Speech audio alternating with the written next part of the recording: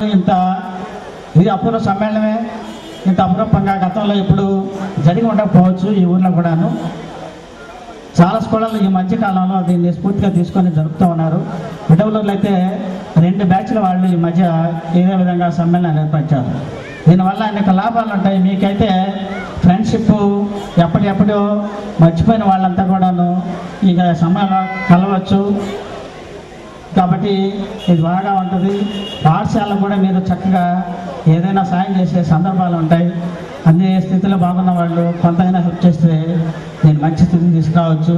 తర్వాత మన old students Suresh ఇక్కడ కొంత సహాయకారి ఇక్కడ గాంధీ విగ్రహాన్ని పెట్టడానికి ప్రయత్నం చేశారు. అదొకటి వీళ్ళంతా ఓల్డ్ స్టూడెంట్సే చేస్తూ ఉన్నారు. కాబట్టి మీరంతా కూడా ఈ సందర్భంలో ఒక నిర్ణయం ఏదైనా తీసుకొని సహాయపడతారని చెప్పి ఆశపడుతూ మీకు అవకాశం ఇచ్చినందుకు, మీకు ఇంత పెద్ద ఎత్తున ఈ కార్యక్రమం జరిపినటువంటి మీకు అందరికీ కూడాను నేను పేరు పేరున నమస్కారాలు తెలియజేసుకుంటున్నాను, కృతజ్ఞతలు తెలియజేసుకుంటున్నాను. Thank you very much.